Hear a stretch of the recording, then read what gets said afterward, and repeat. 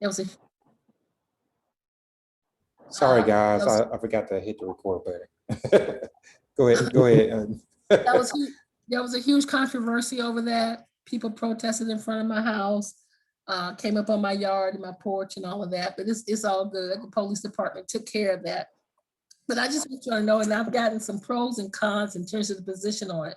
But as we talk about police and crime in our community, I would say to you all, is that we have to have our police officers. We're short 423 officers at this point. And right now, we don't have a place for them to train. What we're going to be doing with the police academy is moving them into Atlanta Metropolitan College temporarily for the next year or so until we figure out where we're going to train our police officers. But we're short 423. When they come in for training, we got to have a decent facility for them to be in. So we're in a big mess right now. And so there's controversy over where to build it out off of Moreland Avenue. People are saying save the trees and all of other things. There are some people who are protesting in front of my house who are just saying that they're anti-police and don't want to have anything that we should be building a police state. But I'm at the same time, I would tell you as a council member, I'm doing my job. When we're looking at policing across the city, we have to look at it from protecting our citizens. I just heard a lot of talk about crime in the community and what's going on. At the same time, we need to make sure that our police are doing their job. They're not using excessive use of force. So I'm looking at all of these things, but we have to protect our police and our fire department. Our fire department, we just today talked about actually this legislation because our fire engines are just gone. And so we got to put in money for fire engines. The police and fire are important to us. And that was the controversy, but anybody have any questions, they can talk to me one-on-one about it. I'm welcome to talk about it, but I have no problems with what I did. If you have any questions, let me know. Thank you, Councilperson Shepherd. If you have any questions, go ahead and put it in the chat.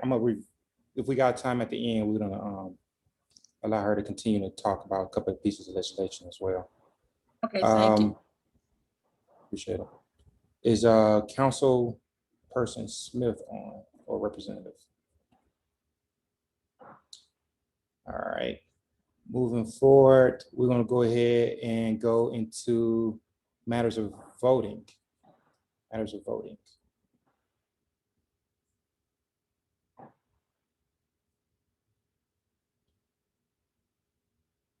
All right.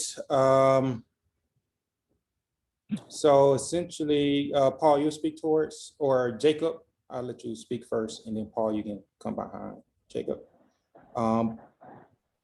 So what we agreed on in the executive board meeting is to group the Chosewood Park development. So Z2111, ZD2112, CDP 2115, and CDP 2116 into one voting matter. Is there anybody that is opposed to that? Please go ahead and speak now. Yes, I oppose it. Okay, who's that? Sorry, this is Taryn. I guess I have to understand a little bit more because does that include the design? The thread, okay. Yeah, well, I think Taryn, the issue is we have 4 items on here. We want to take them all together. Okay. Now, when you said you opposed it, are you saying that you oppose that idea, or you oppose the Atlanta housing project? Taryn, which item would you like to pull out of these? I would like to pull out the CDP item. I'm just opposed to voting on that separately because discussion around in our community about the Atlanta housing rezoning, which I do support addressing together, but the Beltline issue I think is separate.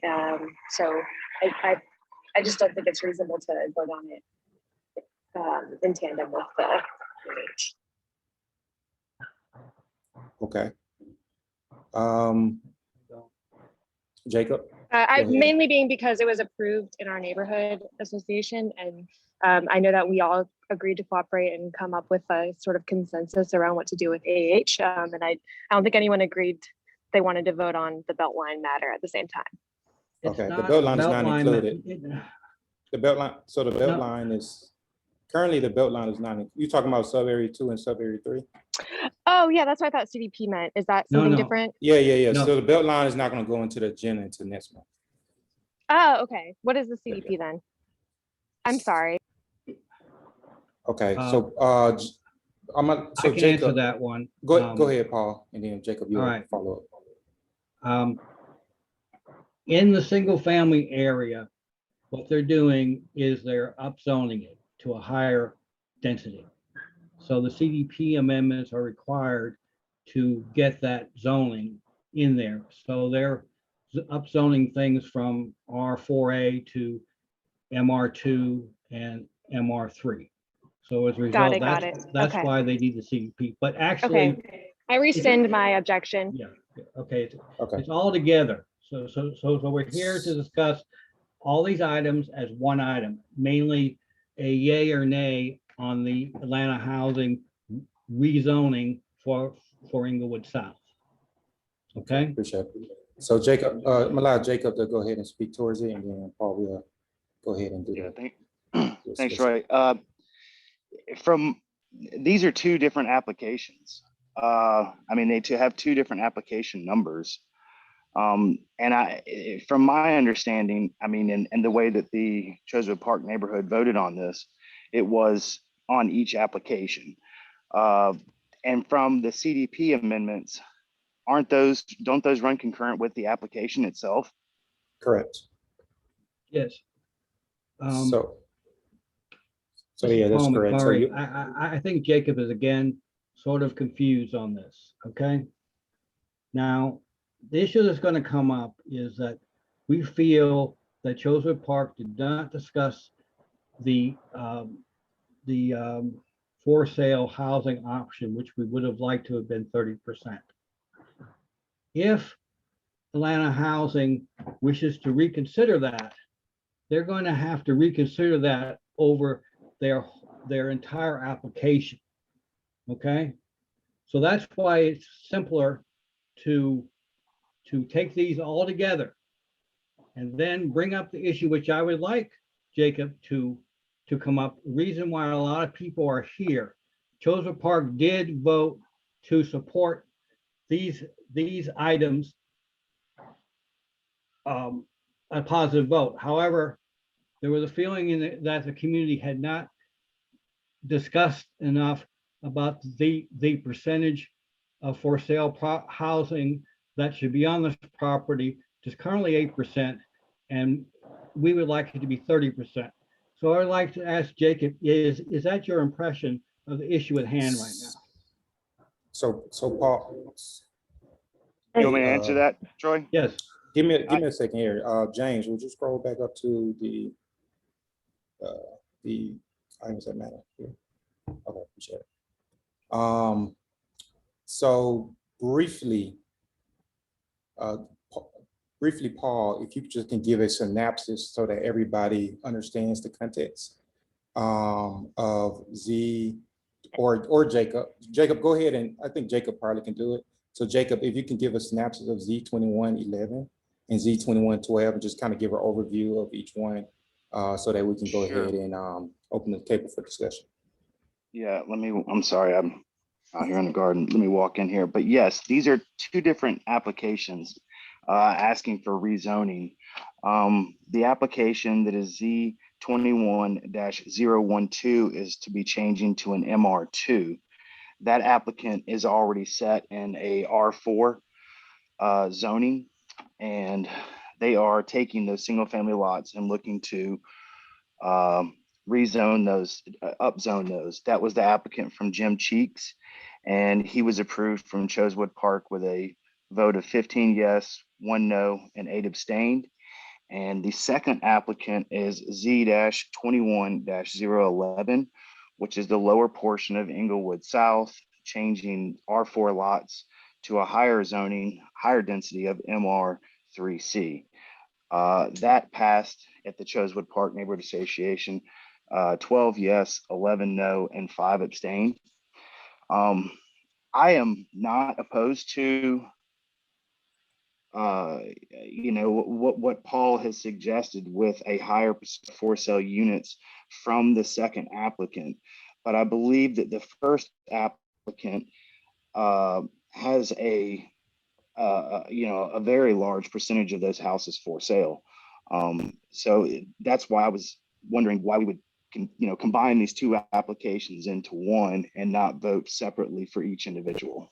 Okay, this is Paul Murray. The So- reason why for the, right now, the total percentage of for sale property on this, on the AA site is only 8%. Okay, so you're gonna have to take the whole property over both applications Paul, to is get to that 30%.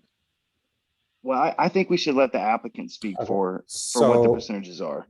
So. No, we know they So are. let's call, let me Okay. call it the order, Paul. We're gonna call it this Okay, order. I mean, they will So what we're confirm gonna it's do- 8%.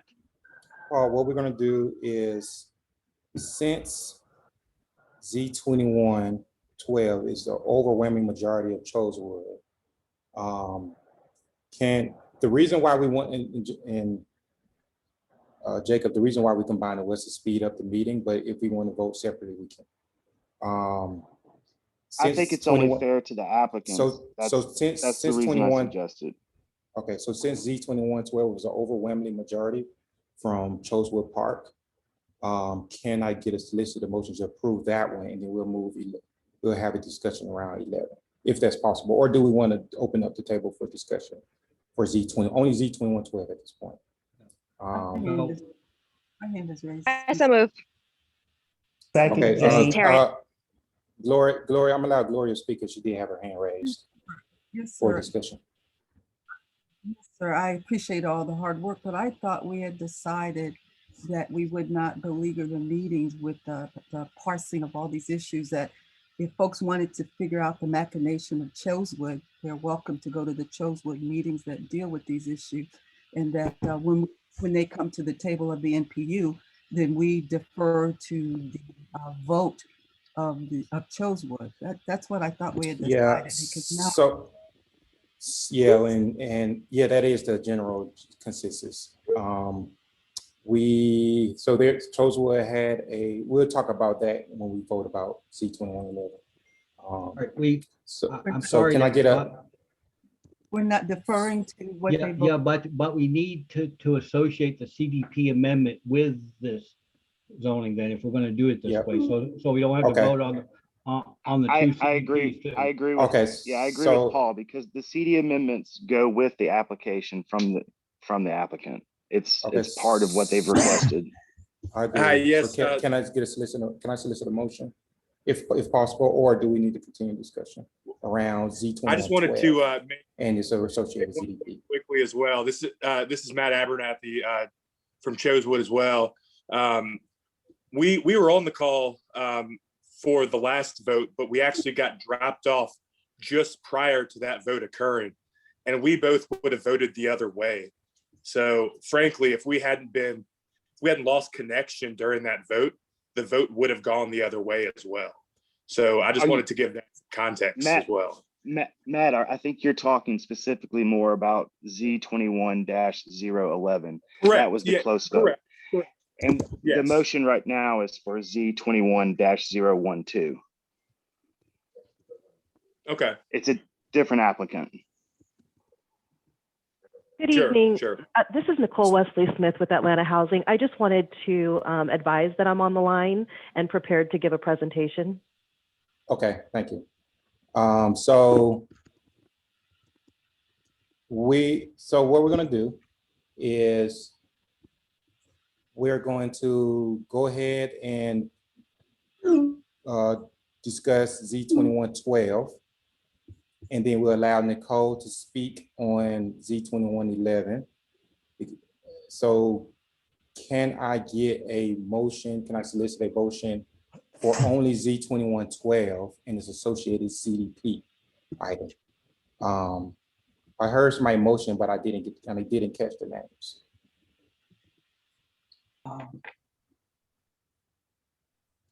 Well, Paul McMurray would like to make a motion. Okay, If Paul, I'm allowed to. yeah, what's the motion, Paul? due to the lack of discussion on the percentage of for sale property on D-2112, and the fact that it exists, that 30% level does exist in West Highlands, that we with the NPU oppose this oppose D-2112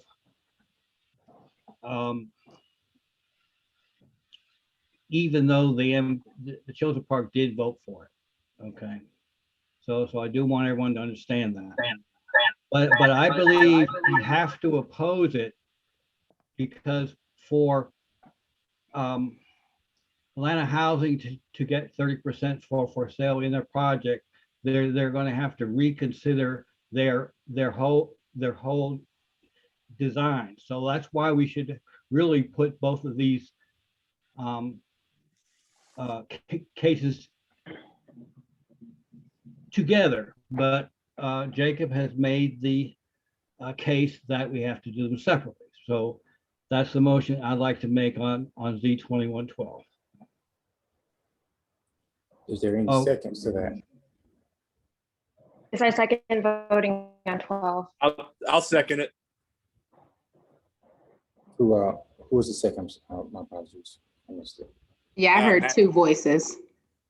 Matthew Abernathy seconds. Thank you. Mr. Chair, Suzanne, her hand has been raised for a moment. Okay, Suzanne, go ahead.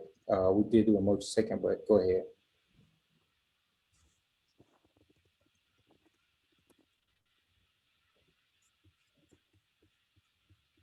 It was just an accident, sorry. I was just trying to understand the clarification of what we're voting on, but I'm sure you'll do it. Thank you. Mr. Chair. Yep. Before we move forward with the vote, I'm sorry, the applicant would actually like to speak. Okay. Yeah, that is a good point. So the applicant, I forgot your name. Go ahead and unmute yourself at this point. No worries, Nicole. Hey, Nicole. Okay. Yeah, absolutely. May I share my screen? Sure. Yep, One and moment. this is for both 11 and 12 or just 12? Correct. Okay. It's for both. Mhm. Okay.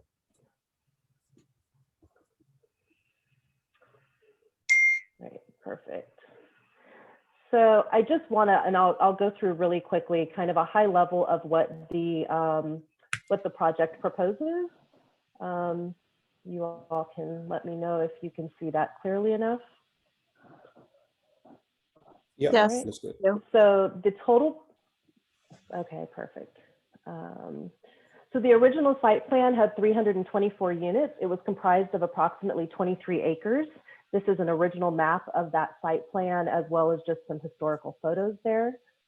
Our currently proposed project and program is for a total of 128 units.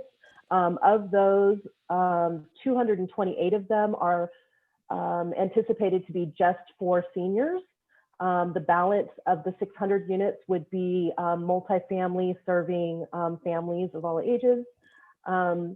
We also are proposing to have a home ownership area of the site, which is here to the western portion. Altogether, there are 81 units. Approximately half of those are townhome attached, and the balance are single family detached homes. We additionally are planning to infuse quite a bit of park space. There's about a ½ an acre park up at the northern end of Inglewood. We also intend to dedicate this portion of the urban forest to the city of Atlanta to retain that as an urban forest. And then we also have a stormwater detention pond, as you see here on the southeastern portion of the site.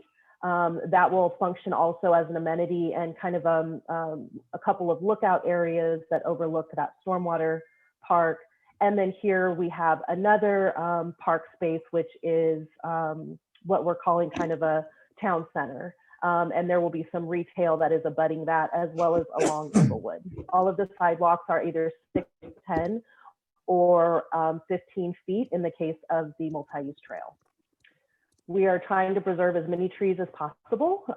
So I can certainly speak to that some more if you guys have any questions. Here's a couple renderings of the pocket park at the northern end. A big request from the neighborhood was continuity and connectivity throughout the neighborhood.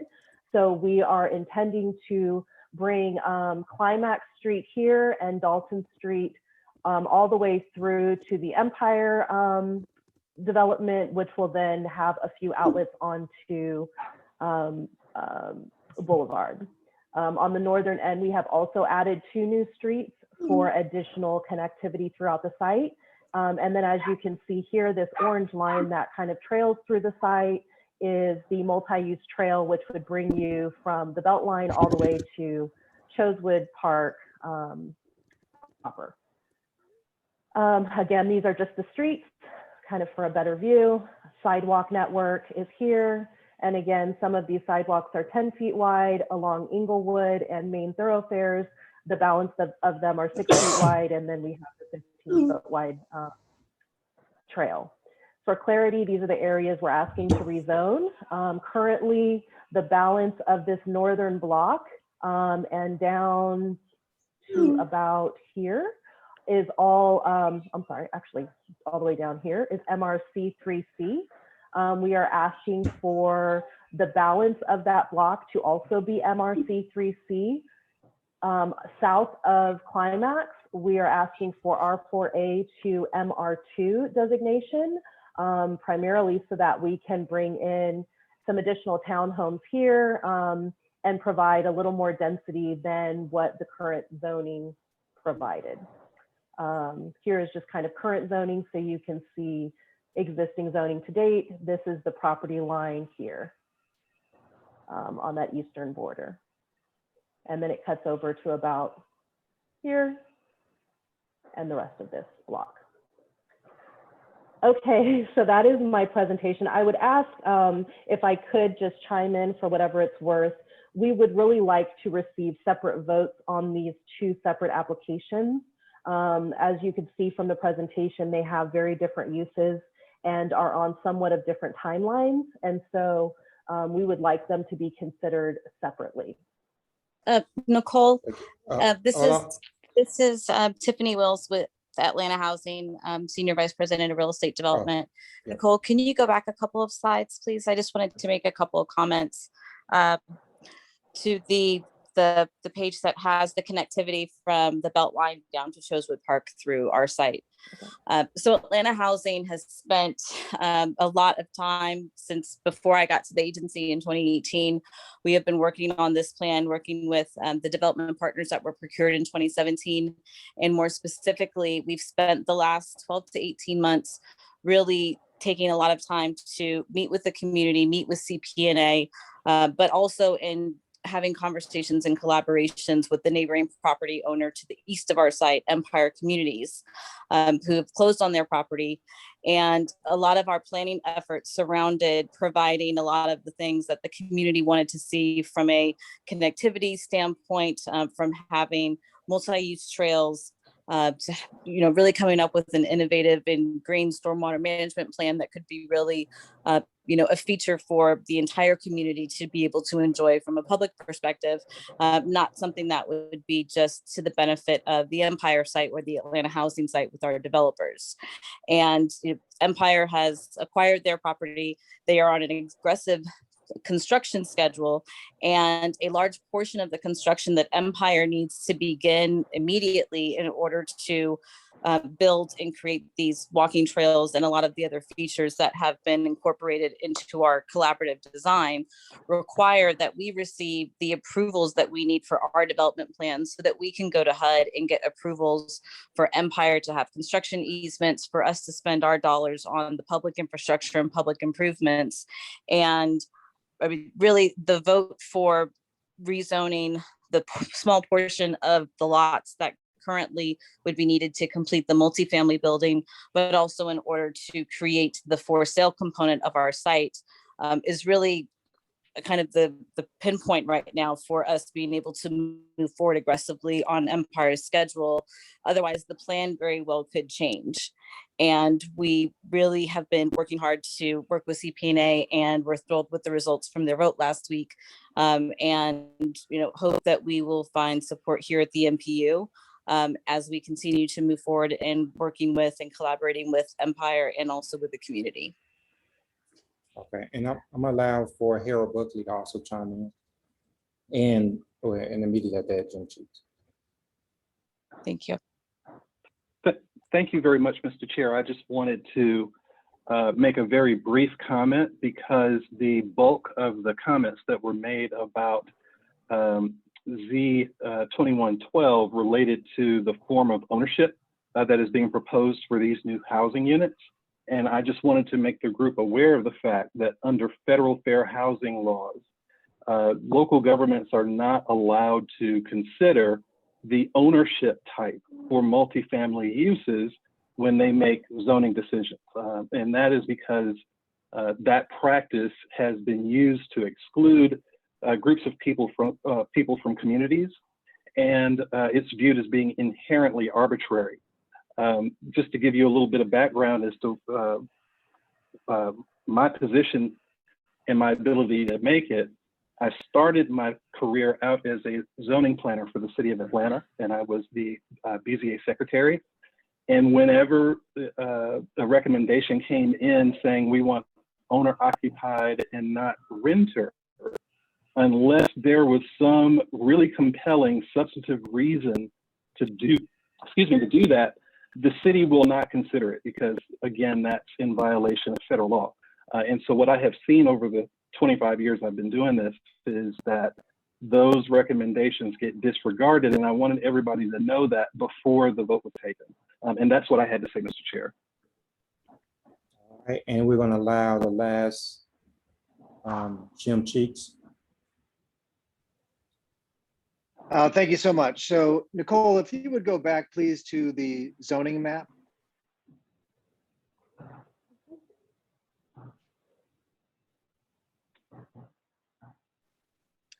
If you can actually, yeah, that one there. And maybe can you focus in a little bit more on, say, climax? I think it'd just be easier to describe if it's a little larger. If you can't make it larger, that's fine. But for application 12, which Fortis Homes is involved in, there are 19 lots that are part of our area. And the reason why we're rezoning to the MR for this portion is to create more lots, so there are more opportunities for single family housing. I don't necessarily want to speak to the application that I'm not a part of, but those 12 lots that everyone sees below the pink above climax are what is being rezoned to allow for the multifamily building to be built. So you're losing those 12, but you're gaining far more units. So if there was no rezoning, there would be less units.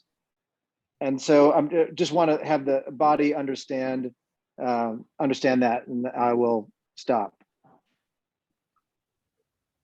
Thank you. So I know we have a motion on the floor by NPU policies and city ordinances. We do have to allow the applicants to speak. So that's why we allow them to speak. Moving forward, is there any, I know there was a motion and a second, in theory you're supposed to vote, but is there any other comment from Chosewood Park before we move forward? One more comment. Yeah, can I make that comment, Troy? Yes, is that Jacob? Yes. Okay, yep, go ahead. You know, and I thank you, Nicole, for coming and presenting again tonight. I kind of feel like we've seen the same presentation a few times, and I think it's a valid point for what the neighborhood is asking for, is just some specific numbers when it comes to ownership. And I think that's why these two applicants should be separated. I think if you, either Jim or Nicole, could answer that question. Jim, on your side, what is your for sale units going to be? And Nicole, same question. Yeah, so I'll start. Jim and I are working together, so we're reading from the same page of music. So there's 81 total units. All of those units are going to be marketed for sale. We have not yet determined for sale pricing for either the market rate units or the for sale, or I'm sorry, the affordable units. That is still, we're still early in that kind of planning process to be able to kind of identify what that market list price would be. But I would like to also mention I don't know, maybe a year and a half ago or so, Chosewood Park did a study of the properties in Chosewood Park that they would like to see additional homeownership opportunities on. They identified a number of units that they wanted on. Specifically, I think there was 3 different sites. On our site, I believe the number was 29 single family homes that were desired for the Atlanta Housing Inglewood South site. We really took that to heart and went into planning, maximizing as much of the homeownership opportunity as we could. And so we thought, we were very pleased to know we had 39 or 41 single family detached homes, and the balance of those would be townhomes. Since you guys do have such an influx of townhome product that is coming into your neighborhood, we really tried to have that single family detached product that was requested. So I guess that's one other piece that I would just like to add. So, we have been listening to the community. I think we responded and exceeded the expectations, at least that were set a year and a half or so ago. And we're hoping to really get a positive vote based on our willingness to listen and incorporate that feedback into our plan. And to add to Nicole's comments, the price point for sale homes for the market rate units would obviously be based off of comps in the market and based off of the product type that Jim is building. To give you a frame of reference, the maximum amount that a household of 4 from an affordability perspective would be able to qualify for would be $252,000 as far as mortgage is concerned. So that would give you an idea of what the maximum purchase price would be, but what their maximum mortgage price would be, but how Atlanta Housing subsidizes affordable for sale units in order to help low-income families move into homeownership is if the purchase price or the total appraised value of the property, the land and the home is $350,000, then Atlanta Housing would provide a seller's note or some other type of down payment assistance in order to bridge the gap between the purchase price and what the affordable home buyers can afford from a mortgage perspective. So if the sales price points are what's at question, the affordable prices will still be sold at the same level. They're just subsidized differently from Atlanta Housing's perspective. But the sales price of the homes will be largely based off of comparables in the market. All right, so with that said, I'm gonna go ahead and close. We have to move forward in the meeting. We've been have this discussion for 35 minutes. So we need to close this out because we have to move forward, continue to move forward with the agenda. So I would like to move forward with Paul's, his motion and seconding. Paul, could you repeat the motion? The motion is to oppose C-2112 on the basis that it does not have enough for sale property, which the community has expressed to be 30%. And that, and we understand Mr. Buckley's, comment,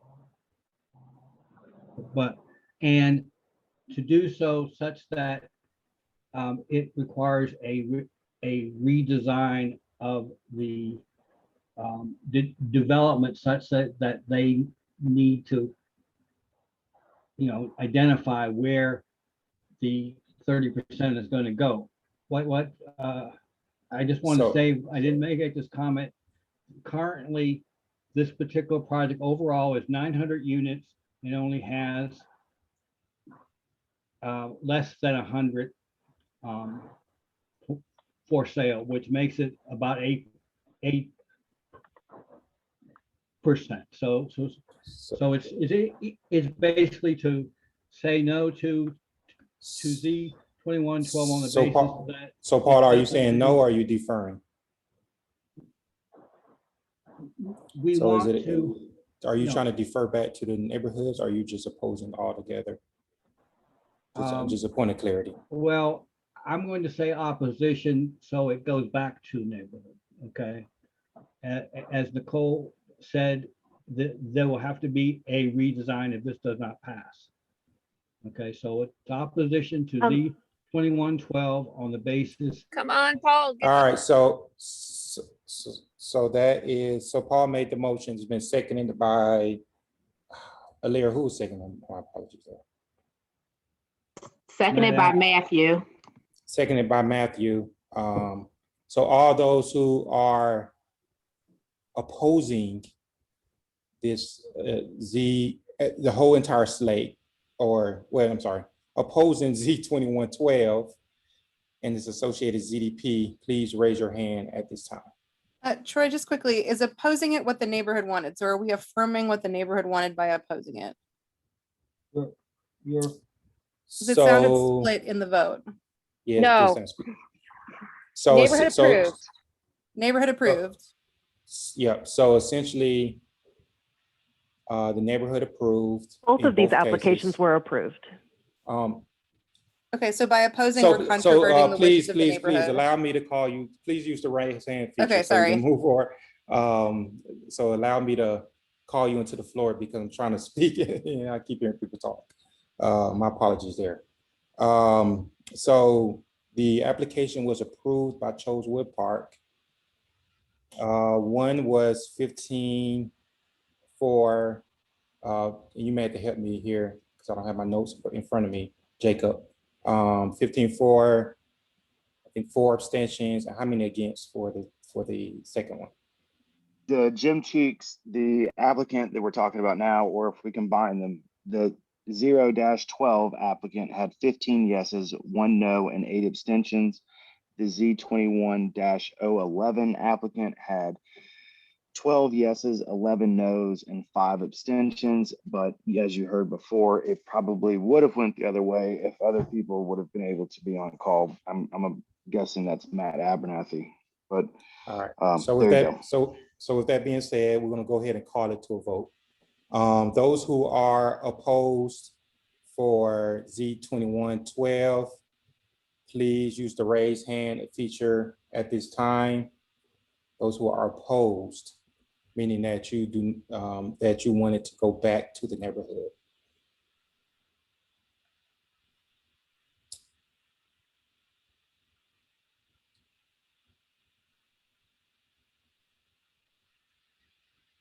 In order to be a voting member, you must have attended 3 meetings out of the last calendar year. So out of the last 12 months, you must have attended 3 meetings to be a voting member. So please keep that in mind.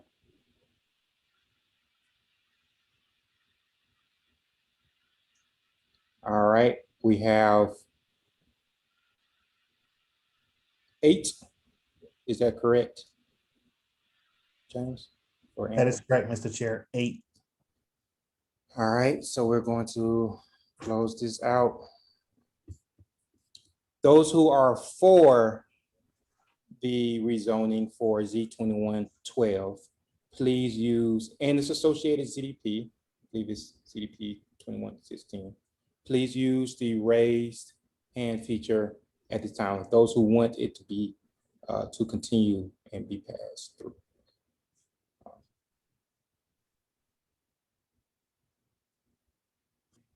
In order to be a voting member, you must have attended 3 out of the last column.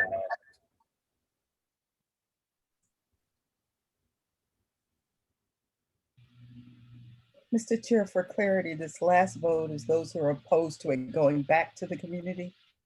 Correct, correct. We're upholding the wishes of the neighborhood. Okay.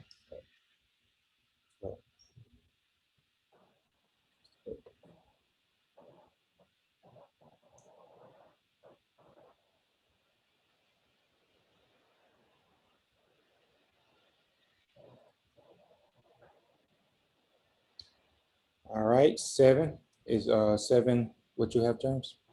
I do, Mr. Chair, but give me one moment. There's some comments in the chat that I'm trying to reconcile.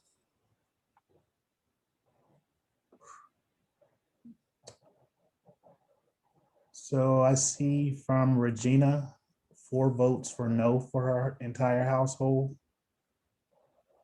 What does, could she expound on the no? Just kind of Regina, are a you point of there? clarity. Yeah, And could she list the names of the people who are voting so they will know they're voting members?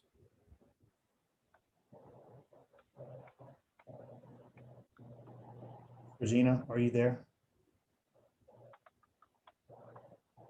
Thank you. As she just posted it.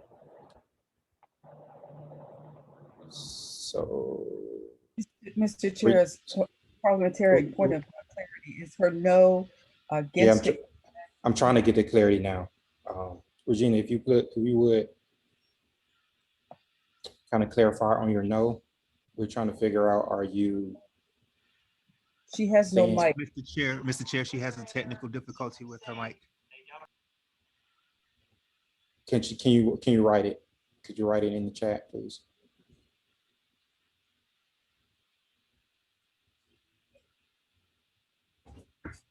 She did.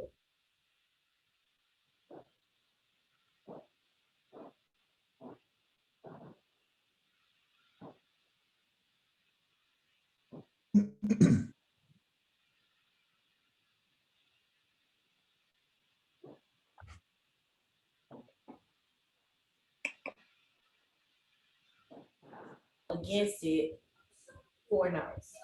All right, Regina, are you voting against the opposition? Against? Do you want it to go to the neighborhood? Say yes or no. We have. We're trying to get. Okay, go to the neighborhood. So. So, Mr. Chair, that'll be. Okay, go ahead.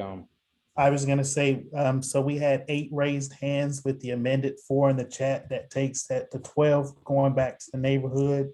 And then the final count for the other is 7. Okay, is there any abstentions? Let me clear out.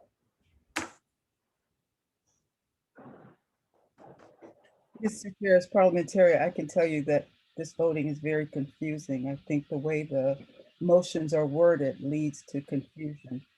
I mean, I'm not absolutely certain, without, all due respect, that the applicants, really the latter ones with the 4, recognize, based on the way you framed it, that the request is now to send it back to the neighborhood and to reject it moving forward.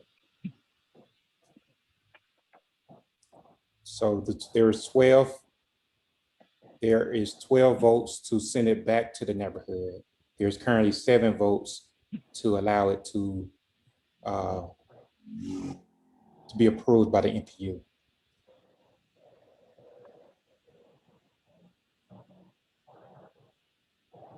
Is there anybody in confusion with that?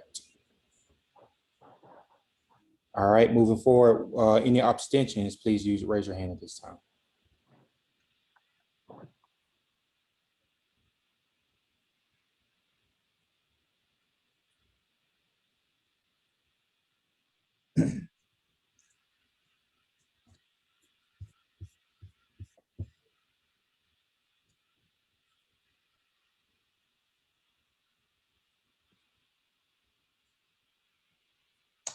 No abstentions, Mr. Chair, 12-7-0.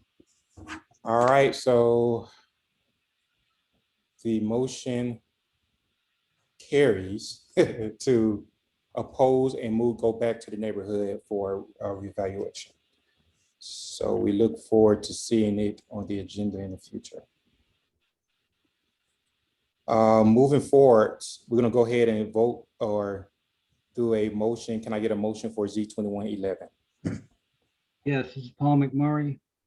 Opposition to oppose this application on the basis that it doesn't contain 30% home ownership, and to give the neighborhood an opportunity to review that issue.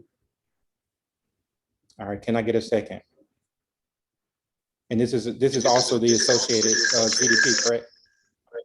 Yes, and there's a CDP with it. Okay, thank you. Can I get a second for that?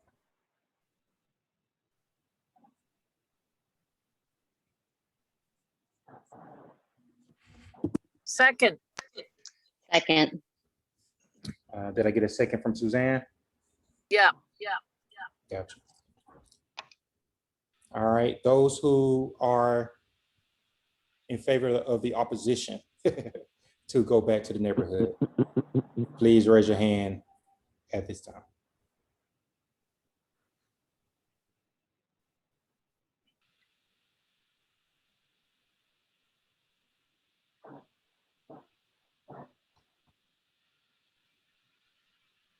In order to be a voting member, you must have attended 3 meetings out of the last voting calendar year. Is Paul, I'm voting. I had a problem. All right, there it is. All right, so we have 8 as well as the 4 raised hands in the chat. So a total of 12, Mr. Chair. All right, moving forward. Those, I'm clearing now. Those who are against Paul's motion to allow it to go to the neighborhoods, which means that it will be passed by the NPU-Y and it'll be passed by NPU-Y essentially. So those who are against Paul's motion, please raise your hand at this time.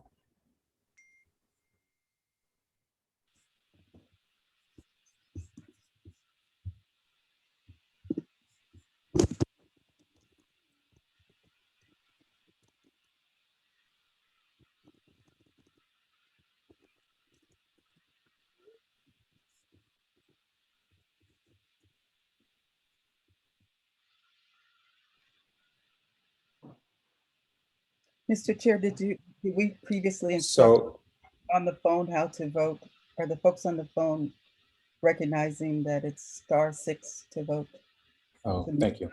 So if you are a voting member and you're dialed in, use *6, type *6 to be able to vote. Thank you, Gloria, for that.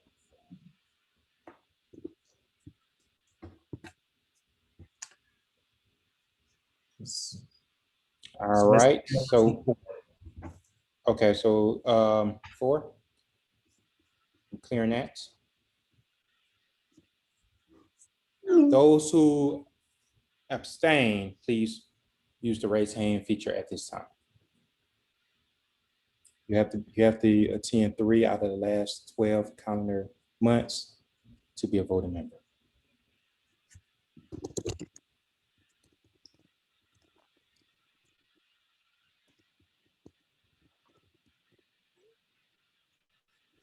All right, since we have 0.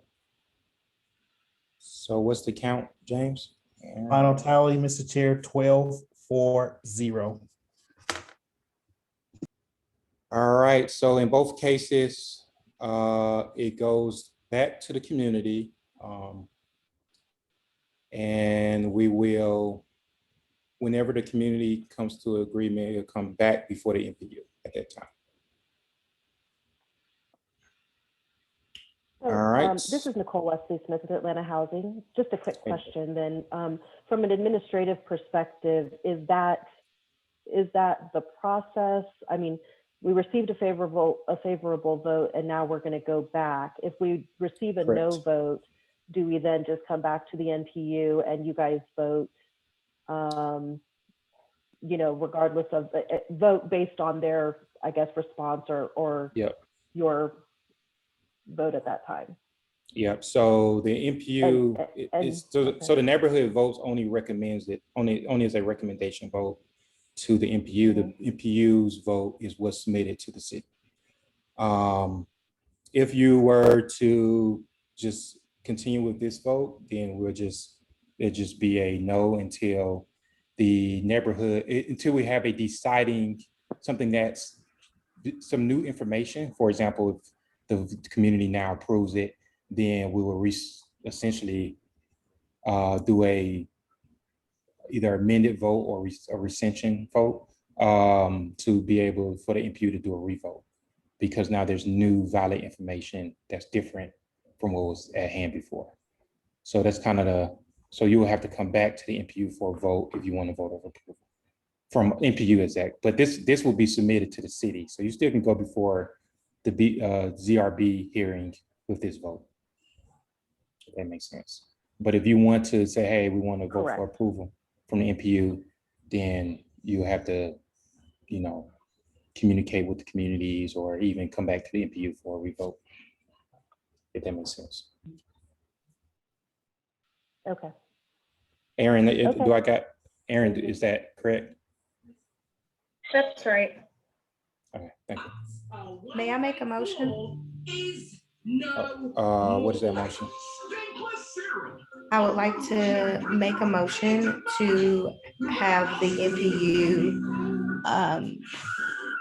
NPU vote along whenever they do return back to the neighborhood, if Chosewood then decides, whatever Chosewood decides at that point, the NPU actually will go in favor of whatever the neighborhood decides to do, so they don't have to come back to us. That's all. I just wanted to make sure that she seems like there's a timeline that both of these applications are on, and I don't want to disrupt that timeline by them having to wait to our July meeting. So whatever decision they make in a thoughtful dialogue that they have after this meeting, can we as a NPU allow that to transpire? And the NPU vote, since our vote is, their vote is a suggestion to us, can we just say we are in favor of whatever Chosewood decides to do in their community once they have more dialogue with Nicole? So my motion is that we are in favor of whatever motion that Chosewood finds after further dialogue. I agree with that. I agree with that. So can someone second that? I'll second that. Okay. Those who are in favor, I'm clear real quick. So it's motion by Monique Nunley and seconded by Jacob. Those who are in favor, raise your hand at this time. Mr. Chair, please repeat the motion. Just the background and all, I just really couldn't hear it all.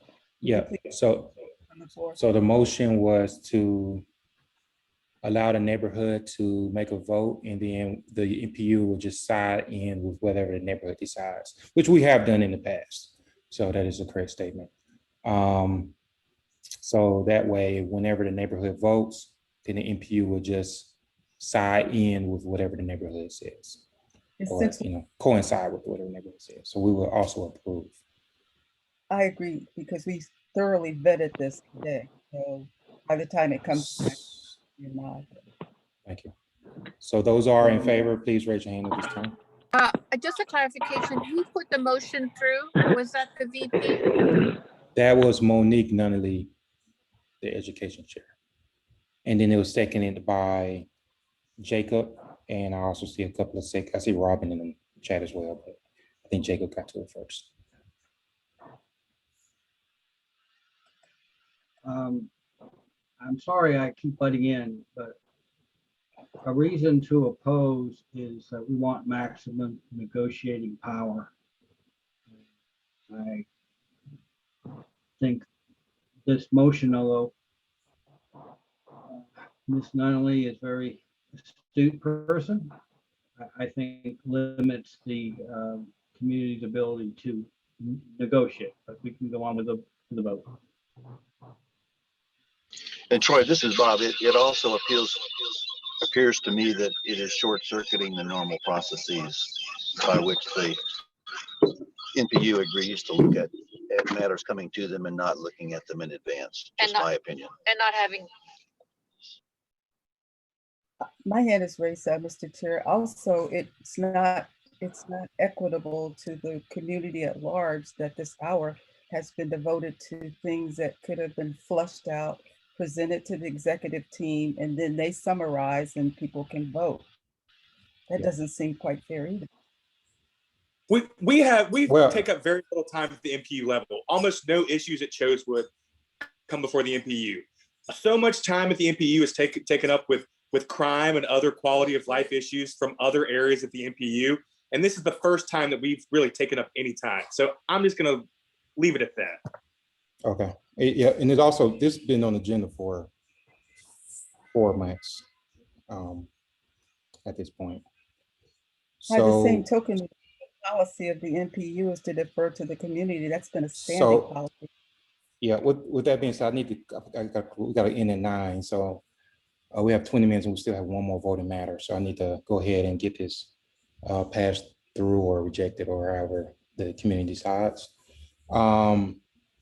So those who are in favor, continue to raise your hand to allow the community to make the decision, and then the NPU just coincides with whatever the community asks for. And that way it can essentially not go before the NPU. this is saying that the city can go faster. That's Correct.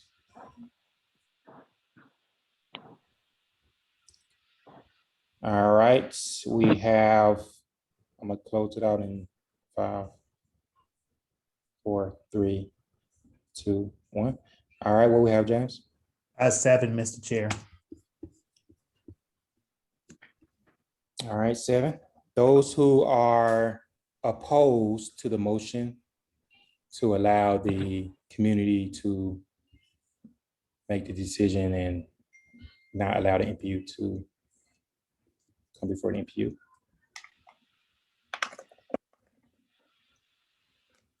Those who are opposed, please use your hand, raise your hand at this time.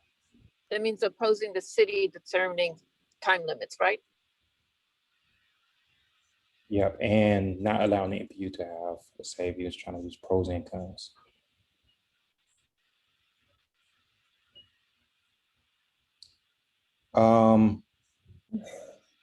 All right, so this is, I'm gonna close out in 5, 4, 3, 2, 1. Hold on, All right, so please use the raise hand feature, please. So we have, James, what is the my count? hand was raised, but it's not registering, sorry. Okay, go ahead, Suzanne, I thought it was a vote. That was the vote. It's not cutting through. I can't see my hand going up. I'm sorry. Oh, yeah, but- we Okay, now see it's it. up. Okay, good. Yep. Thank you.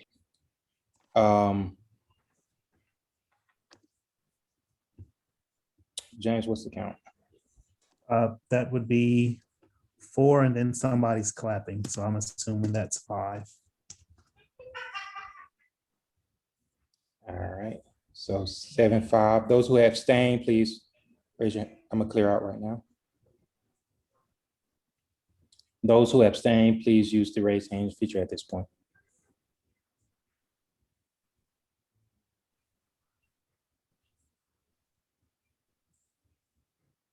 All right, 7-5-2.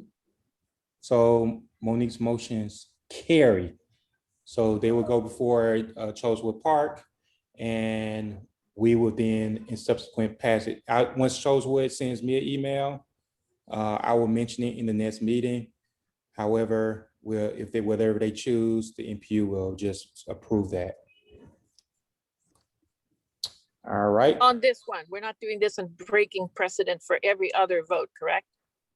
Well, there is precedent. So this has been done in the past multiple times. So,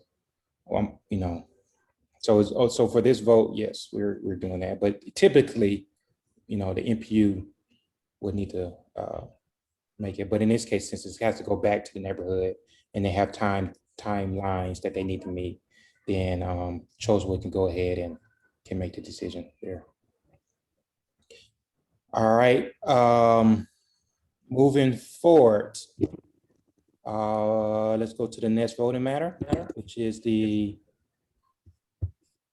I will allow briefly, I think the director is on the line of the agriculture. Let's see. Yes, I'm here. Okay, yep. All right, you can go ahead and speak towards this. Greetings, I appreciate that. Give thanks. Greetings, everyone. This is Jay Olubayewu. I am the Urban Agriculture Director for the City of Atlanta. I'm housed in the Mayor's One Atlanta Office of Resilience. Our urban agriculture work at the City of Atlanta is done in conjunction with the Department of Parks and Rec, as well as the Department of City Planning, and then me again, once again, as the Urban Agriculture Director. Ordinance Z2141 is an update to code that already exists. In a nutshell, it is going to permit urban farms that are in zoned residential districts to be able to sell on site. So currently, there are several urban farms that are in residentially zoned districts. They are able to grow food, and they are then asked to sell food off-site.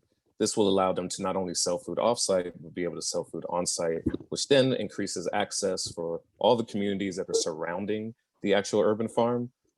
It's an opportunity for increased economic opportunity, a way to recirculate dollars. And quite frankly, many of the urban farms are designated as USDA low income, low access areas. So we see this as an equitable food access situation or solution where, again, communities that don't always have access to health and fresh, affordable local food can now access it. So that in a nutshell is what this ordinance is. It doesn't change the SAP. It's not changing a new code. It's actually permitting farmers that are already in residentially zoned districts or new farms in residentially zoned districts to be able to also sell on their site.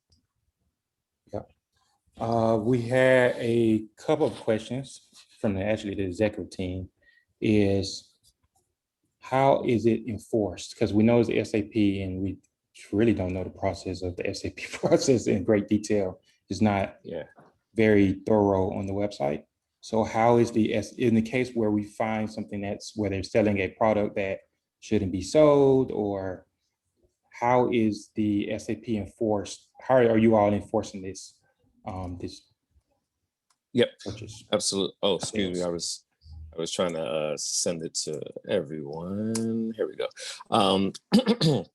Yes, so the way the SAP process, this SAP works, this SAP works, it is officiated through the Department of City Planning. Like I said, that's one of the institutional partners in urban agriculture in the city. And then it is reviewed by the Urban Agriculture Director, which is me at this moment in time. So it is a process that already exists. The link that I put there in the chat discusses it a bit more. If you look at Urban Garden SAP or Urban Farm SAP.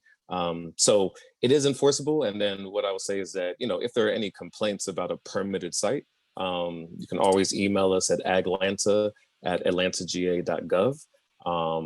And that will be the way that we'd be able to respond. So, it's like any other property. I mean, if there's construction violations or water violations, then it's the same government departments or agencies. But you can also reach us directly at aglanta@atlantaga.gov. All right, thank you. Paul, briefly, could you discuss the findings of the executive team, or what the executive team recommended?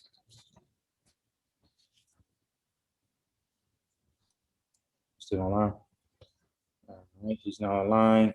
So basically for Z2141, the executive team recommended. Mari, I'm on it now. Okay, go ahead. 1 minute. Now that I've heard this in context, I would, I guess the enforcement is as good as we're ever going to get, and it's for basically, hopefully, people that are just selling food. I guess I would like to have a question back: is exactly what items can they sell? I mean, what we were afraid of is, are they going to turn this into a flea market? Oh, I see. No, got it. This is for agricultural products. So it is for fresh produce, fruits, vegetables, herbs, spices. And then of course, some people do honeybees, so they have honey, or, they may grow kale and then convert those into kale chips. So it does include value added products, anything that's kind of grown on the land. But no, it's not an opportunity to create like a farmer's market. There's a separate process for that. And it's not an opportunity for like a flea market or a crafts market. It's for agricultural products. Thank you for asking Okay, that. well, that was my concern, and I believe the representative has answered it. So I would All right. say we should recommend it, a positive vote. Yep, so the executive team did recommend a positive vote to move forward, just trying to end with the purpose to get clarity around the items that he just messaged. So now that we got clarity, I'd like to solicit a motion from the floor. Motion Kelly to Jean, I vote to approve. Second. Motion by Kelly Jean, seconded by James. Those who are in favor, please raise your hand at this time.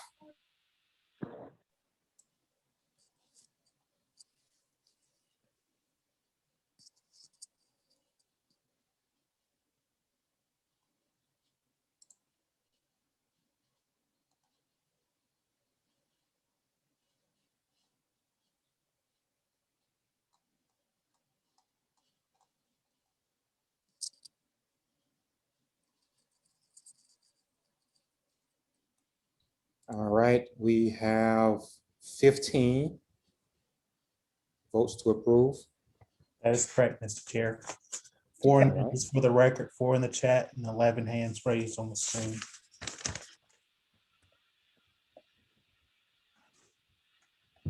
All right, I'm going to clear right now. Those who are against this particular amendment, please raise your hand at this time, or those who are against the motion to approve.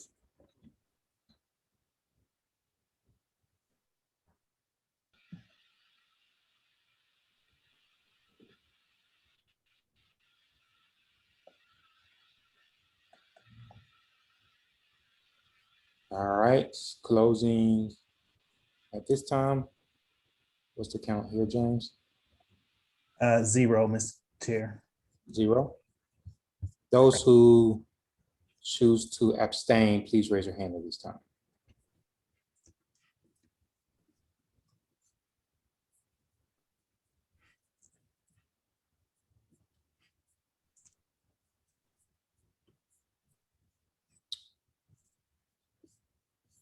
All right, 15-0-0. That is, it has been unanimously approved. All right, moving forward. Good, thanks, everyone. I've put my information in the chat. Feel free to reach out to me at any time about urban agriculture, food access, food recovery, and waste diversion. And y'all have a wonderful evening. Yeah, thank you so much for attending. Thank you. Mr. Chair, just a quick time check. It's 8:53, so we have a few more minutes left. All right, I'm gonna move towards really quickly. Old businesses, we were able to submit the NPU-Y policies to the city. That goes in part to the CDP. James will share it with you all, and we'll also share it in the chat if you want to read through it. But essentially, it is a group of policies that the NPU has agreed upon. So we voted on it in the last meeting, and we just wanted to also mention it here. If you have any questions or concerns, please don't hesitate to reach out to the executive team, and we can answer any questions or concerns. So this has been approved by the NPU last month, and it has been submitted. We will also, probably sometime within the next month, we're gonna post it to the site as well. So you have access. The next item, yep, go ahead. Oh, I'm sorry, my phone was muted now. When you guys get a chance, this is Officer Lawrence with the sweep team. I was just trying to get in and give my presentation. I know it's at the end. It's something just real quick, but my phone been having issues getting it off of mute. Okay, I'll call you in a second then. Okay, I'll go back on. I'm gonna spend, right now, for the sake of time, I'm gonna go ahead and go to presentations. So the Atlanta vaccination campaign.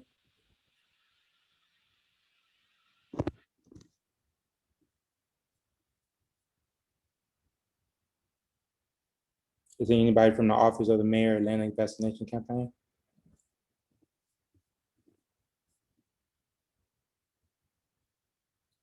All right, great. So we'll go ahead and move back to committee reports. We do have time. Education Committee, Monique. Hello, everyone. I'm Monique. I am the Education Committee Chair. We are currently on a break right now just because school is out, and we are urgently awaiting to hear all of the plans from Atlanta Public Schools. As we heard from purpose-built schools, we're still working on the. I'm sorry.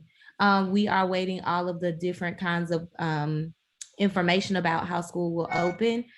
So that's a part of the work that we're doing to see how can we lean into schools to see what they will allow us to do and how we can get engaged. You heard from purpose-built schools that they are looking for volunteers and wanting us to engage with our schools, but we need to figure out how logistically we can do that. So I'm working on a campaign called Underexposed. We did work with in the neighborhood Genius Pop-Ups, which was an opportunity where 6 of our community leaders in the community came together and they showed students different things like fashion design, audio production, film design, animation, and we had about 25 students from the local surrounding area that go to Carver Cluster schools join us and learn those things at the Pittsburgh Yards and NPU-Y. We're hoping to expand that and do like speaker engagements at our local schools, and that could be virtual. So that's kind of why we're trying to learn what are the rules as we return to school. We're also going to start implementing a education component about the NPU. I think a lot of the frustrations we felt in this meeting are largely about educating ourselves on the processes that we need to have in place inside of our NPU. And our chair is really excited to launch a communication strategy in the fall. So you'll start seeing more information about that, as well as inside of that components, we'll be doing some door-to-door knocking, telling people about the NPU, what do we do, doing possibly some Robert's Rules of Order so we can all understand the process of an NPU, telling more people about NPU University, because a lot of the delays we're experiencing or the frustrations and tensions is we must learn how to build and be in community with each other and have dialogue beyond these meetings so they don't stretch out 2 and 3 hours. So I do want to, this is kind of my first ask is like, if you are interested in August, there will be an opportunity for you to be educated and learn more about what the NPU is. If you're, I know Susan had a conversation or Susanna had a conversation about like, what are we doing in these meetings? I would love to kind of start having those conversations outside of this meeting so we can all learn how the NPU structure works. I can share more information about NPU University and the department and planning team that we have here with us, Erin. She can also share more information, but I know they have a very heavy load on them. So I'm more than willing to support that work. But I do think the way we move faster in these meetings and the way that we build community more is going to take more time outside of this meeting. And so I really want to invite people in August, and you'll get more information about it, about learning about how we as an NPU ourselves can do community differently with each other. So let me know if you're interested in that. If you're interested in speaking to kids, here is, wait, let me make sure I have the right one. Here is the Google form. It's really easy to remember. It's Underexposed TX for the easier version. But please, please, please sign up if you would like to talk to kids, if you'd like to have a conversation. We're going to be having a conversation about having not enough exposure for youth in our community and what that means for our kids in a predominantly Black community, low-income community with Black children. And so I want us to come together and talk about that. The next Purpose-Built Schools board meeting is on Wednesday at 11 a.m. It is on Zoom. So I can also get you that information. My email address is in the chat. Thank you. All right, appreciate it for everything you're doing with the Executive Committee. We're gonna go into public safety. Yes. Gloria. Yes, I can piggyback on what our education chair has just stated. A couple items. First of all, juvenile crime is the preeminent issue permeating all corridors of Atlanta. Recently, the two 15-year-olds at Lenox, one of them is out of Lakewood. The 16-year-old who was shot at the Hyatt and essentially murdered at the Hyatt within the last 6 to 12 months out of Lakewood, as well as the teen that was seriously shot 3 weeks ago in the villages of Carver. What the fashion and the emphasis right now, purpose-built school received through the NPU and the involvement with Macy's Lenox, received a grant, a free summer school program. Again, Dr. Saunders' information is in the chat. Likewise, the Carver Y is booting back up its teen center. It also is gratuitous. It's no charge as a teen between, I think, they're taking them as young as 11 to 18. But again, those are incentives that are designed to, again, to focus on the primary issues, the theft from vehicles, the shootings, the aggravated assault, the very serious felonies seem to be tracking a teen group that maybe went awry during this COVID-19 environment. Again, Carver Y subsidizing as a free teen center. We've got purpose-built that have been given monies through the Y that came via the Macy's Corporation. And there was one other APAD Promise Center. Again, we're lucky and fortunate enough to have Joyce Shepard. She chairs the Public Safety Committee. There is a newly installed Promise Center within, it's actually an NPU-V or X, maybe V, but it's within 1.5 miles of NPU-Y. PAL, the Police Athletic League is also, again, let's capture these youth as best we can during this period of time. Lastly, piggybacking on what our education chair stated, the NPU now has an emphasis on bringing more of the 12,000 residents of NPU to the table. Partly, we have out of Lakewood, Stacy Spriggs, who has volunteered and is collating as we speak booklets whereby they should act as welcome packets to our new residents. It will start off with an NPU kind of cover, and then the allied communities, which are 10 or 11, and then the individual inserts that deal specifically with those communities. So again, that is something we're currently looking at. I think we have a bit of funding. We're looking for more funding because we again are speaking of 10 to 11 communities. I think that is it. I think that's it. Essentially, I think that's it. Thank you. James, did you have anything? I know you really lead communications. No, sir, Mr. Chair. All right, thank you. Moving forward, Officer Lawrence. Hello, everyone. I had a little issue getting in tonight, but I just wanted to let you all know that June the 7th, I know we started back with our collection of all 3 recycling, yard trimming, and garbage on the scheduled collection day. I do apologize if anyone have been experiencing any delays as that relates, but please try to please be a little patient with us. We're trying to get it back in the flow of collecting all 3. If it is missed, please allow us to the next day to make sure it's, we're going to go ahead and get it up. If not, you can call it in as a miss, but we have crews working a little bit past their times to make sure that these items are being removed. But if they aren't, please let us know so we can get that taken care of. Also, feel free, please call 311 if you see any illegal dumping. Someone for the sweet team. We don't just go out and put in requests. We go out and we actually do investigation to see if we can find out who actually did the dumping. So there's something that we can try to stop. My department is in the process of working with APD to try to get cameras up to kind of eliminate some of this dumping that's occurring in the city. But I did put my information in the chat. So if you have any questions or concerns about a certain property as it relates to anything on the right of way or illegal dumping, feel free to email me. But also use the 311 system to, so that way we can kind of have it on the record as far as, how we handle it going forward. But if anybody have any questions or concerns for me, you can email me or I can go ahead and take them now. We're gonna Officer Lawrence, if you would stay on real quick, I'm gonna move forward. And then we'll, Okay, if you have a question for Officer Lawrence, just send a message in the chat. and really check, and quickly. I'll just get it from there. Yeah. Okay, thank you so much, Chair. Thank Yeah, you. no problem. The planners report. Aaron. Okay, I'll go very quickly. So the Department of City Planning is still working on the comprehensive development plan. This month, there will be 3 virtual public meetings, one on June 10th, June 12th, and the last on the 17th. You can find the times for that in the Word doc I dropped in the chat, and then also in the links. There will also be 2 NPU University classes this month, June 24th and June 29th.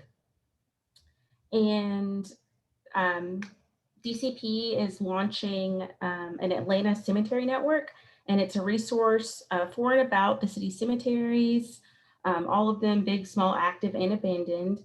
And while they're still working out the details about the network, you can get more information if you email, I think I posted in the chat, but if I didn't, I'll repost it. You can email what I'll drop in there to get more information on the Atlanta Cemetery Network. And this year will be the 2nd annual Preservation Week, and that'll be in October from the 18th to the 21st. And the theme is Our Shared Legacy, Historic Preservation in Atlanta. And more information will be coming soon about that. And NPU University is going to be bringing back the Community Leadership Institute this fall, and it's a 4-week certificate course, and it's targeted towards rising community leaders who want to strengthen their leadership skills and identify their leadership style. And applications are due July 6th. And if I haven't posted that link, I'll make sure I did that too. Oh, it's in there. Okay, so I'll just make sure I post the cemetery email, and that's all I've got. Thank you, Aaron, for all the work. We're gonna open the floor up for announcements, and then we're gonna open the floor for questions. Well, I have a question of the plan. Well, we are over time, so I'm gonna open the floor for All right. announcements briefly, and then at the end, I'll stick Aaron, around. if you would stick around, yep, thank you. So is there any announcements? The first one, of course, is already in the agenda. July 1st is the deadline for the Lakewood Amphitheater grant submission. So you have any community work that you plan to do as part of a nonprofit or for-profit, which is interesting. Everything is on the website, so you can get more information. You can get grants up to $2,500. So the deadline, we need to make that update. It says April 1st, but it's July 1st, 2021. All right, is there any other announcements? This is not an announcement. This is Hudson again from the Joyland area. Thank you so much for opening up the Y to give the kids the opportunity, because our recreation center basically is empty. Most of the time, there's nothing going on over there. And we really do need help in getting something started at our center. Crossing Pry Road is a serious situation. Because the lights are never recalculated whenever there's something at the amphitheater. It's made to hold traffic in Joyland and Carver Home and High Point to keep the flow of traffic going back and forth. And it's not very safe for the kids, because you're talking about activities, excitement, and they're going to fly across the street. And we need help to recalculate, because the lights should not hold as long as these lights hold. And it makes it really unsafe for pedestrians walking across Pry Road from the left side to the right side, either way. And also, the Y never opens the gate on Pry Road. You have to go down an incline, up a busy neck, up into the parking lot to get to the entrance if you're walking. If you're riding, it's great, but we're talking about kids coming down, running, scooping. I'm wondering if the Y would be agreed to open the Pry Road gate, which would make it so much easier and safer, really, for the seniors and the kids coming there. Thank you. Awesome. Thank you. We do have Gloria online. She sits on the board, so she can. FYI, she'll Mr. take- Chair, the front gate is open. I'm not quite sure. There's a There's a second. It's so the you got gate the- on the Pride Road side that's locked all the time. Yeah, she's The right. gate to go in is from the parking lot, but it's a gate on the Pride Road side. You have to go all the way around to get in there. Yes, it's a Yeah. security issue. I hate to tell you.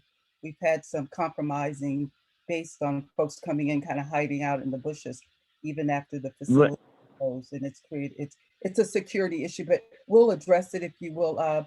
Just call Donald Woodruff at the Y, and I'm sure he'll address it with you.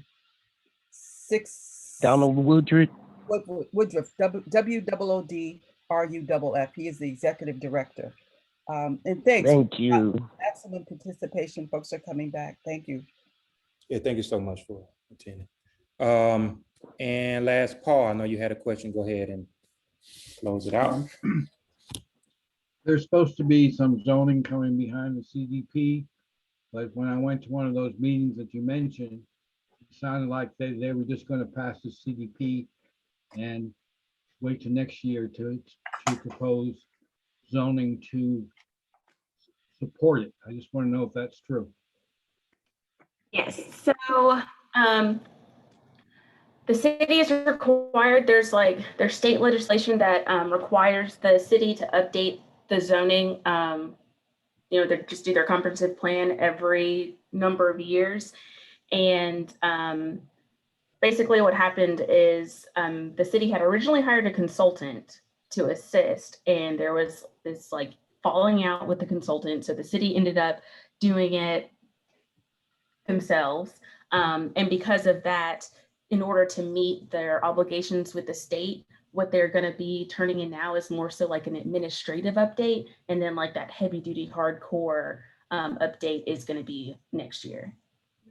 Okay, so, but there's no proposed zoning legislation for putting duplexes or small apartments in single family neighborhoods coming down? You mean like the ADU stuff? No, not the ADU.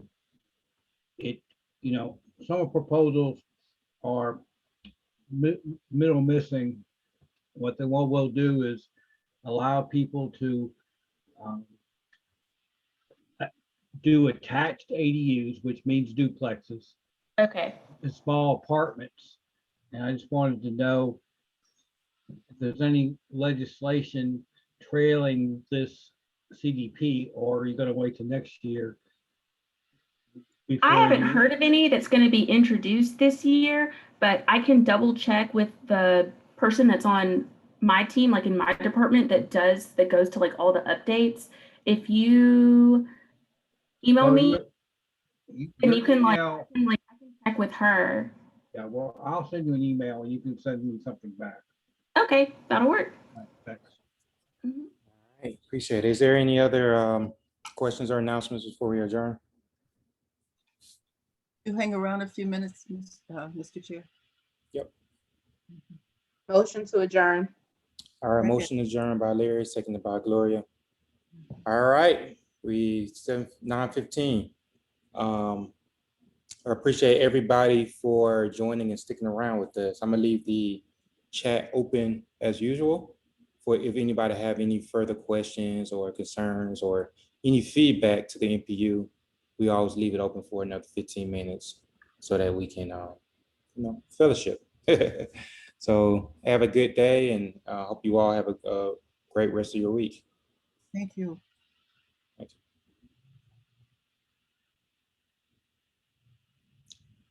you. You're still here though, right? Yeah, I'm here.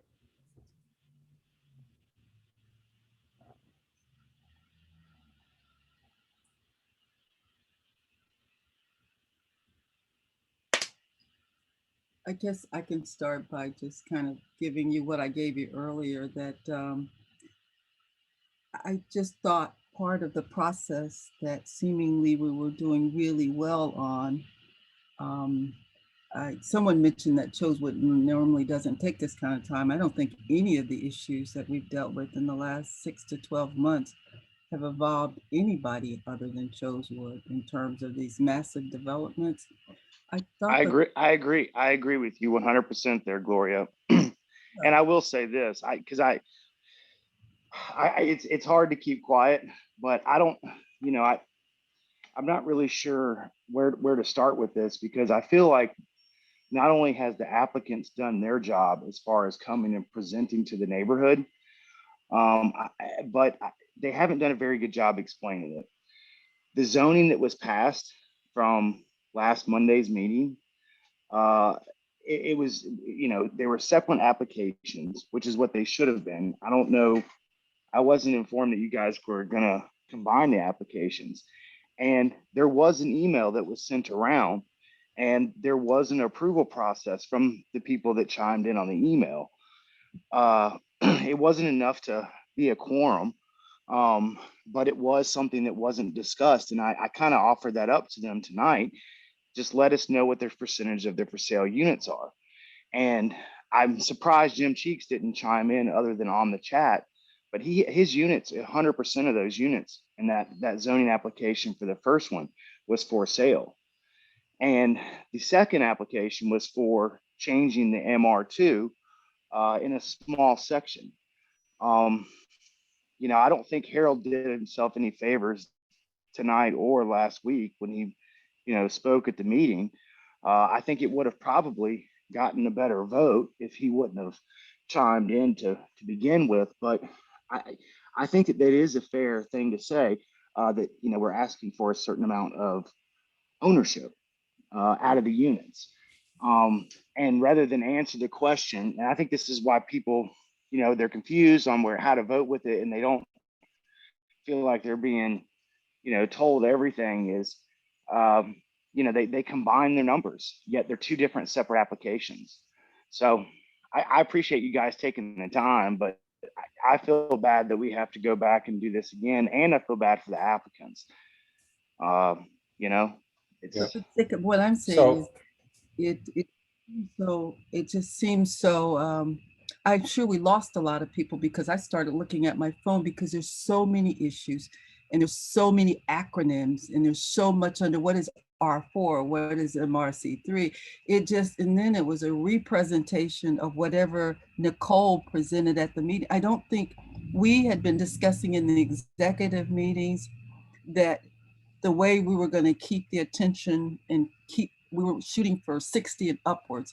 People were starting to drop off, and I think we ended up with somewhere around 30, was to have a streamlined process where by the time it gets to the floor, that the executive team, particularly Troy and James, have parsed the issues and can frame in a better way the issues for vote, and or hopefully have deferred to the community who has thoroughly vetted it, and that the community does not put it on the agenda until it is thoroughly vetted. Because again, that was an hour, and I like I say, I suspect you guys were really into it, because you all understand the nuances of what you've been dealing with. The fact that's again, I'm proud of you all, and I'm excited. I went over on Milton the other day, and I'm like, damn, this thing doesn't even look the same, does it? So Gloria, I agree. I think that tonight that particular matter was it seemed like it was a split vote, and it wasn't, you all approved it, Jacob, but then you didn't consider the 30%. Troy, it was 100% the way that it's presented as a vote. It's confusing to the individuals. And I like Paul. He fights a good fight. I mean, this idea was Paul's that was supported as a 30%. Yeah. I don't think it's too much to ask. I mean, but the way that it was presented, that to vote them down or send it back to us, I think the motion was presented wrong for people to vote on. Yeah. We made it clear in our meeting, which is why it was approved. Jeremy, you have your hands raised. Did you want to say anything? Or is it just raised? No, I just wanted to add that I'm pretty much on all the NPU meetings every night for all the NPUs, and really it's an overarching issue that I'm seeing just in general when it comes to a lot of the different acronyms that are being used. People are just not following, and it does become very confusing. And when it comes to just presenting, what I'm noticing a lot is there's just more of a lack of how it's being presented in a way that's really informative and where people are grasping what's being said. And I think that that's something that we can all work on, but it's definitely something I want to chime in on to say that we really just need to do a better job in making sure that the average person is really able to follow along and understand what's going on. That's all. Yes. Agree. Yeah, and we have a initiative now to try to educate the neighbors and try to put everything in layman's terms in our NPU, because we noticed that that's a very huge issue. It's the fact that it's so cryptic. Nobody understands it. So it requires one of us from the executive team to briefly explain it and talk about it. But hopefully, our goal is to also, as Jacob alluded to, make sure that the neighborhoods has their input. So I'm glad that it does go back, because there are some pieces that needed to be discussed. My hope is just that we probably just should have had a recommendation to begin with, so it won't go 40 minutes, 45 minutes to the meeting, where we can just say, hey, Chose will recommend, since we had 8 people voted via email for the 30%, then we recommend that it's right now Chose will need to further vet it out and just defer it back and just do that on the onset, rather than extending the meeting too long, because as Gloria mentioned, oftentimes it's not fair to anyone. Yeah, it's just not fair to anybody to do that. Yeah. In all So- fairness, Jacob, I If clearly. I may add something, guys, I'm coming in on Robert's. Okay, go ahead, Bob. Go ahead, Thanks. Suzanne. So I think this time what people realize is the NPU is the only other stop before we get to the city to clarify. We asked for information, and I can speak for some people who we didn't get the information from the city. The city always presents the same thing over and over again, and it's only when you really push them and take time that they start telling you what's behind the scenes, but they just obfuscate. So it's really hard when you're making decisions for the community for the next 5 years, when in fact you don't have all the data. This time, the NPU was the only way that the community, that Chosewood could come up and ask, look, we didn't get all the data. This is not what we thought we were voting on. Therefore, what are we supposed to do? I agree with you. Could have sent it back and have the, but the point is, it's the last stop. The community, half the community, when they found out that this was what was presented, didn't agree, wanted to change their vote. So we have a lot of people who are in disagreement here, who didn't understand what was happening. So that's what happened tonight. Let me chime in on that one, Suzanne, because, and this is the issue. When you have 120 days to educate yourself on an issue, it's hard to keep telling applicants that you're not educated on it.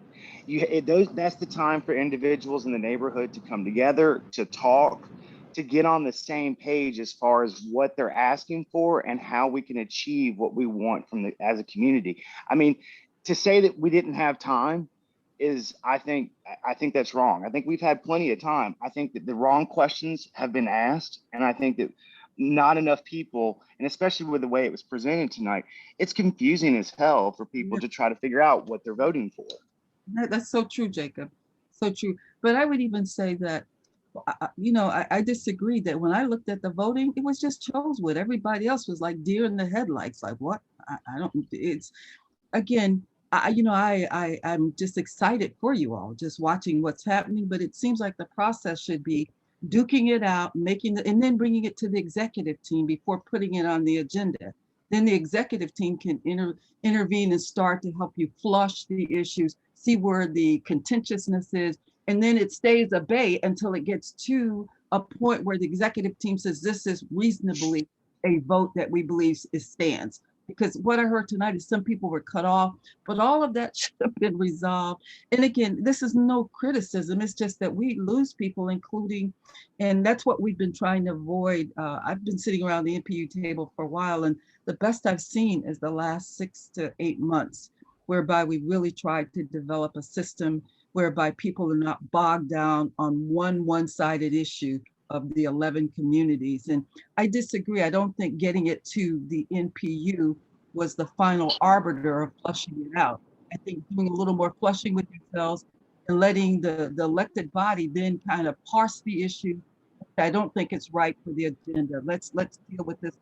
That's my opinion, because you No, might. you're right. I agree 100% with you. It takes too much time from the meeting, and people lose interest. And it's not fair to other applicants. It's not fair for people that are there to, they shouldn't have to sit through a contest between the one community that's holding up, 7 other communities in the NPU. I 100% agree. I just, based on what we had for a vote the other night, it's, I think that it was going one direction, and it's obvious that there definitely needed to be more time spent on it. So I agree. I agree with you, Jacob. And what I would say to you, Gloria, is that you guys have been doing a great job. More people are coming in. So has Jacob as president. He has been doing a great job. But it's a question of what is your objective? Are you just reporting, information, or are you actually making sure that the communities, if they need to discuss more, you send them back and say, hey guys, you need to discuss more. Obviously, you have people who are not clear, you have people who don't agree, there's a lot of contention. And it's important when you're dealing with people like the Beltline or Atlanta Housing, because you don't get a second chance. If people didn't understand and voted wrong, we didn't get a second chance. So thank God people got to talk this time. But what do you think, Jacob? Do we should have extra meetings in between the meetings? People are not going to get together to talk about Of stuff course. informally. Of course, that just after tonight's vote, it becomes part of my own agenda to send out to the neighborhood now. We've obviously got to sit down and regroup because, Troy and them are waiting for us to. Where people hash out and make sure they understand the impact. Nobody understood that apparently other housing units have more ownership, and we were only getting 8%. Nobody brought that up. We found out after the fact. And why would we be different than anybody else? We're taking 900 units rather than the 3 that were originally there. That's a fair question for people to debate. But Suzanne, I would enjoy being party to listening to you all parse those issues, because we believe development is coming our way as well. But for the purpose of the meeting, it was just, I would have liked to have been more back in the way back when you guys started dealing with the applicant. We only started in the last, we have rushed to do the what we call our charter. We've been focused on that. The city has been really moving fast. And as James said, they've been moving fast suddenly, and we all were caught unaware. And I think there's a reason for that. The same reason that the vice president cleverly said, oh, I'm not a resident, but let me push you forward and start messing and getting the schedule I want. I'm not sure I appreciated an outsider in our meeting making motions. I'm not sure I appreciate that. When you say the city was moving fast, you mean in terms of what Nicole was trying to do, or some other issues? Nicole, we've asked her to come back because they don't give us answers that we clearly understand. And sometimes we find out that there are facts that they chose not to tell us, or they didn't think was important, or that they didn't think we needed to know. I don't know what the issue is. We asked.